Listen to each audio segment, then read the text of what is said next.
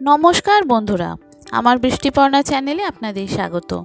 আজ আমি চলে এসেছি ভেটকি মাছের একটা রেসিপি নিয়ে। ভেটকি মাছ তো অনেক রকমভাবে খেয়েছেন, অনেক রকম রান্না আছে, অনেক রেসিপি আছে।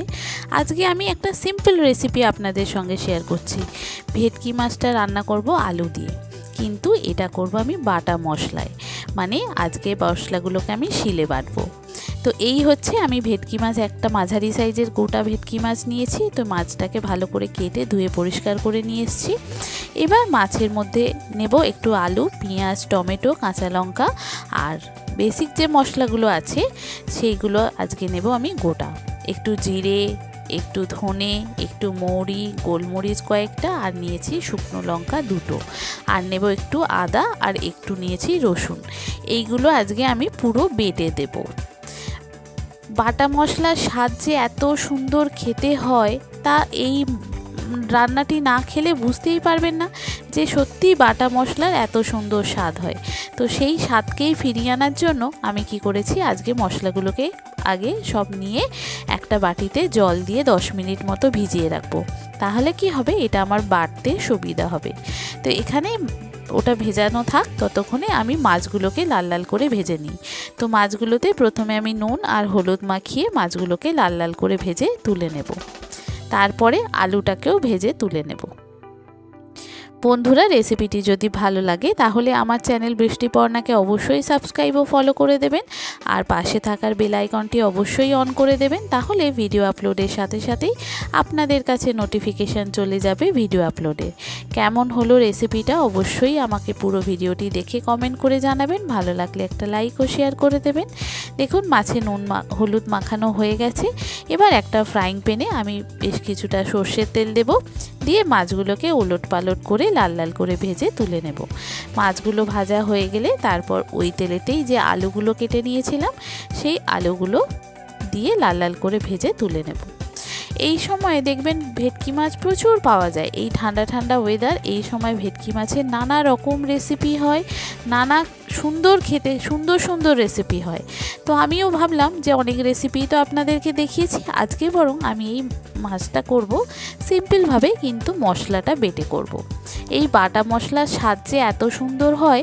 তো আমি দেখুন শিলনোড়া নিয়ে বের করে নিয়েছি, নিয়ে জল থেকে তুলে ধনে, জিরে, মৌরি, আদা, রসুন, কাঁচা লঙ্কা একটু নিয়েছি, আর শুকনো লঙ্কাটাকেও বেটে দেবো যাতে কালারটা সুন্দর আসে। তো সব কটা মাছ এই রকম ভেজে তুলে নিলাম, আর এদিকে মশলাটাও আমি বেটে নিচ্ছি। ব্যাস হয়ে গেল। দেখুন, এখানে এবার আলুগুলো লাল লাল করে ভেজেও তুলে রেখে দেব। দিয়ে যে তেলটি আছে তাতে আমি একটু ফোড়ন দেব। আলুগুলো একটু লাল লাল করে ভেজে নেব, তাতে আলুটা খেতে ভালো লাগে। আলুটা এবার তুলে নিয়ে ওই তেলেতে আমি একটু ফোড়ন দেব, তেজপাতা, শুকনো লঙ্কা, গরম মশলা, সামান্য একটু জিরে। এদিকে আমার মশলা বাটা প্রায় হয়ে গেছে।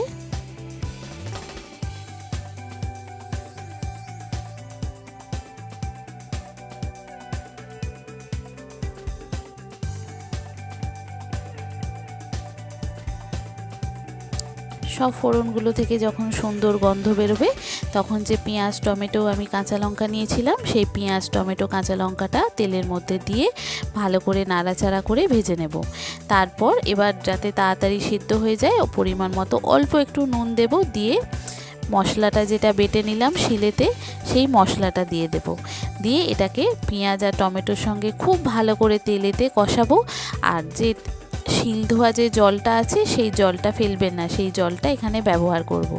পরিমাণ মতো আমি একটু হলুদ দেব, আর একটু নুন দিলাম, দিয়ে ওই জলটা, মশলার জলটা দিয়ে আমি এটা ভালো করে কষিয়ে নেব।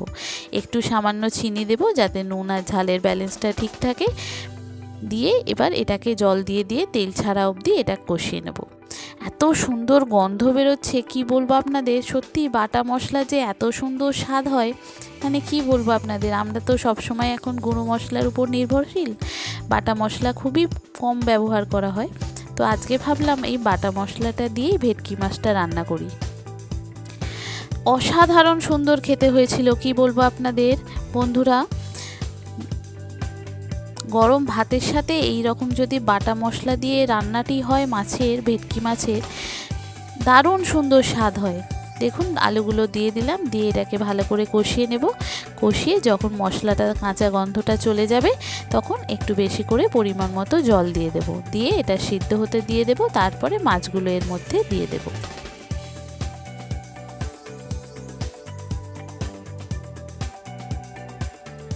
সব থেকে সুন্দর খেতে হয়েছিল বোধহয় এই রকম রান্নাটি বাটা মশলা দিয়ে করেছিলাম। বাড়ির সবাই তো খুবই প্রশংসা করেছে, বলছে না দুর্ধর্ষ স্বাদ হয়েছিল এই বাটা মশলা দিয়ে ভেটকি মাছটা। দেখুন মশলাটা প্রায় কষানো হয়ে গেছে, পুরো মশলা থেকে তেল ছেড়ে গেছে।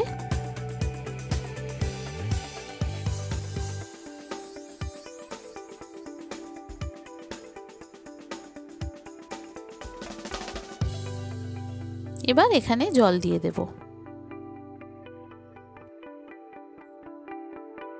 এটা ঢাকা দিয়ে দেব আলুটা সিদ্ধ হওয়ার জন্য। আলুটা একটু সিদ্ধ হয়ে গেলে তারপরে মাছটা দিয়ে দেব। যে সমস্ত নতুন বন্ধুরা আমার ভিডিওটি দেখছেন অথচ আমার চ্যানেল বৃষ্টিপর্ণাকে সাবস্ক্রাইব ও ফলো করেননি, তাদেরকে অনুরোধ করব আমার চ্যানেল বৃষ্টিপর্ণাকে সাবস্ক্রাইব ও ফলো করে দেওয়ার জন্য। তাহলে ভিডিও আপলোডের সাথে সাথেই আপনাদের কাছে নোটিফিকেশান চলে যাবে ভিডিও আপলোডের। কেমন হলো রেসিপিটা অবশ্যই পুরো ভিডিওটি দেখে আমাকে কমেন্ট করে জানাবেন। ভালো লাগলে একটা লাইক ও শেয়ার করে দেবেন। এখানে এবার একটু নুনের প্রয়োজন হয়েছিল, নুনটা একটু দিয়ে দিলাম। আর এখানে আপনারা যেরকম গ্রেভিটা খেতে চাইছেন সেই অনুযায়ী গ্রেভিটা রাখবেন। এবার আমি এখানে যেহেতু বাঙালি বাড়িতে ডাল প্রত্যেকটা বাড়িতেই হয়, তো যেহেতু ডাল হয় আমি এই তরকারিটা একটু মাখো মাখো করব। আর আপনারা চাইলে এটা ঝোলঝোলও খেতে পারেন, ঝোলঝোলও খুব সুন্দর খেতে হয়। আমি একটু মাখো মাখো করব, জলটা একটু শুকিয়ে গেলে তারপরে এটা নামিয়ে সার্ভ করব। গরম ধোঁয়া ওঠা ভাত আর এই রকম বাটা মশলায় মাছের ঝাল, ওফ যা খেতে লাগবে না কি বলবো আপনাদের, দারুণ সুন্দর খেতে লাগে এইভাবে করলে। আগে না খেয়ে থাকলে একবার ট্রাই করতে পারেন, কথা দিচ্ছি খুব ভালো লাগবে। দেখুন আমার এটা হয়ে গেছে, এবার এটা নামিয়ে ফেলবো। খুব সুন্দর খেতে হয়েছিল। দেখুন নামিয়ে ফেলছি, বা দেখুন নামিয়ে দিলাম।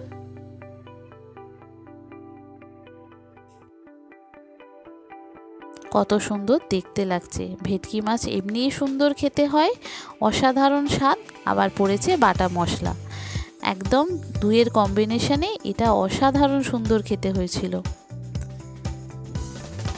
দেখুন নামিয়ে ফেললাম।